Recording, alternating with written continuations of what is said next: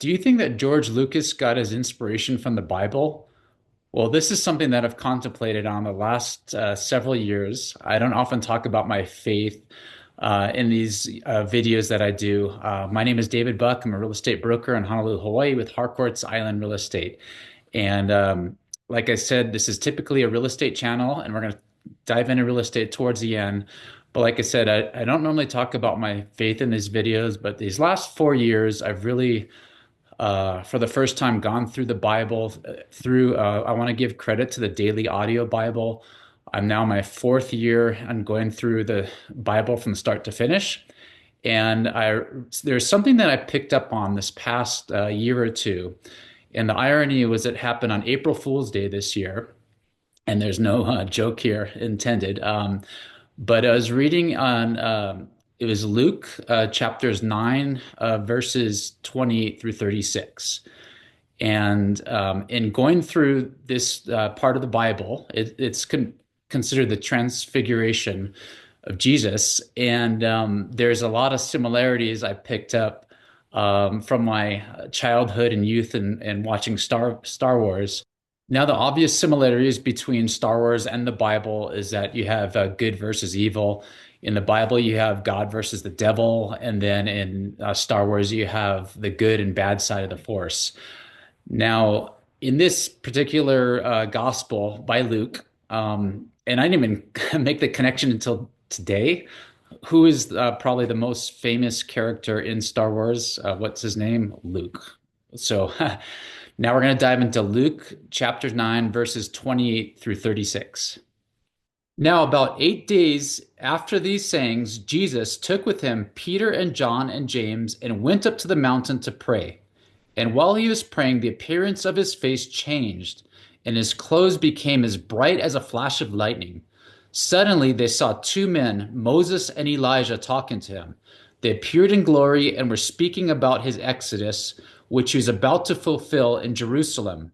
Now Peter and his companions were weighed down with sleep, but as they awoke, they saw his glory and the two men who stood with him.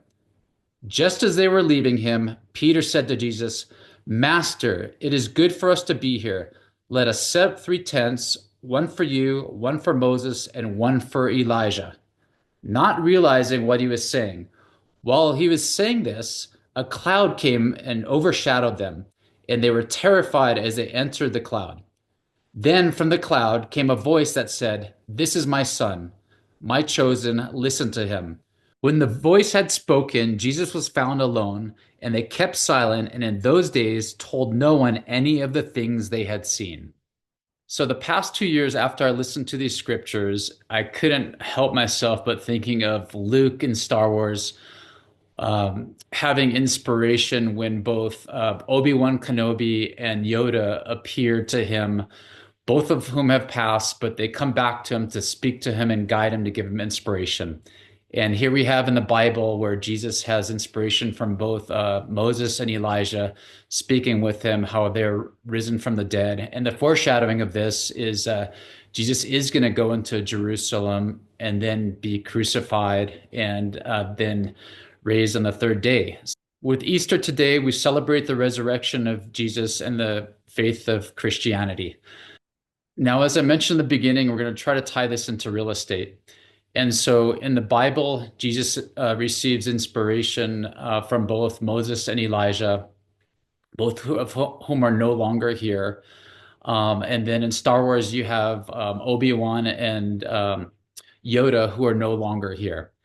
I think often in real estate, from people I know and in firsthand experiences, you could move on in your life, move away from a property that you've experienced and had could be good memories or bad memories in a property. But those memories are always implanted with you and carry with you throughout your life. And not always does real estate live on. Like not everything is forever, just like in the Bible and just like in Star Wars, nothing is forever. So we take those memories with us. One instance for me, I've spoken about this in the past, is I grew up in Lahaina town, and my old house is gone. So that is a past memory, but those memories live on in my head, and they don't come back to me. They're not as inspirational as Elijah or Moses or Obi-Wan or Yoda. However, we can keep those memories with us as we carry on through life. So I hope you enjoyed this talk tying in Star Wars to the Bible, because in my humble opinion, I think this is where George Lucas got some of his inspiration, and what a better place to get inspiration from. So I hope you all enjoy a wonderful Easter, and we'll talk soon. Aloha.